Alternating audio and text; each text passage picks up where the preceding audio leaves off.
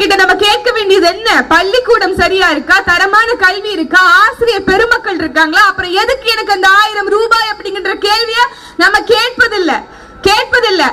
பெண்களுக்கு நாங்கள் இலவச பேருந்து கொடுத்துட்டோம் பெருமையா பீற்றிக் கொள்ளுகிறார்கள். பேருந்து சரியா இருக்கா? எல்லா வழித்தடங்களுக்கும் பேருந்து இருக்குதா? முதல்ல போக்குவரத்து துறை நஷ்டம் இல்லாம ஓடுதா? அந்த பேருந்துல உட்கார்ந்தா தண்ணி ஒழுகாம இருக்கா? அப்புறம் எதுக்கு அந்த 1000 ரூபாய்னு பெண்களாகிய நாமளும்